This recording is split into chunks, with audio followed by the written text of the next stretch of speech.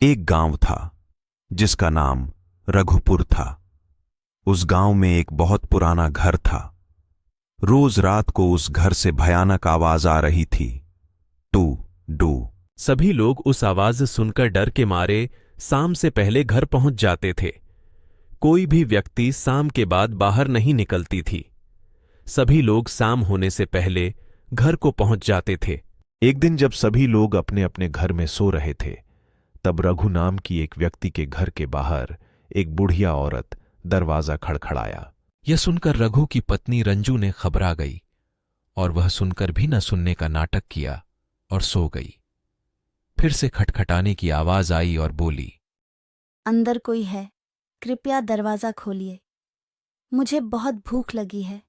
मैं और मेरी बच्ची बहुत दिनों से कुछ नहीं खाए। यह सुनकर रंजू ने सोचा कि गांव का कोई है शायद। ये सोचकर दरवाजा खोला और उनको बोली, तुमको पता नहीं क्या, रात को यहां चुड़ैल घूमती है। आप इतनी रात को क्यों बाहर घूमते हैं? मैं बहुत दिन से भूखी हूं। मुझे कुछ खाने को मिलेगा क्या? यहाँ पे कोई भी दरवाजा नहीं खोलते हैं।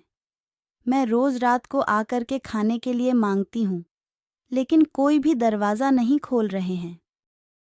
रंजू ने वह औरत को घर के अंदर बुला के उसको खाने के लिए दिया।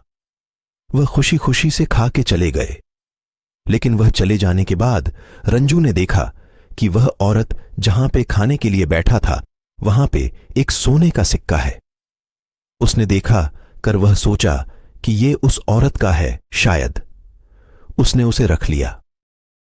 अगले दिन फिर सब सोने के बाद वह औरत खाना मांगने के लिए आई और रंजू उसको खाना दिया। फिर खाना खाकर चले जाने के बाद आज भी वहीं पर एक सिक्का था।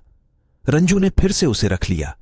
ऐसे ही रोज वह औरत रात को खाना खाने के आती थी और चले जाने के बाद एक सोने का सिक्का छोड़ जाती थी। रंजू ने सोचा कि यह औरत कौन है और कहां से आती है, पता लगाना पड़ेगा। अगले दिन जब वह औरत खाना खाने के बाद अपने घर को जाने लगी तो रंजू ने भी उसका पीछा किया। रंजू ने देखा कि वह औरत वहीं पुराना चुड़ैल घर के अंदर जा रही थी। रंजू को यह देखकर बहुत घबराहट हुई, लेकिन वह साहस दिखाकर उसके पीछे गई।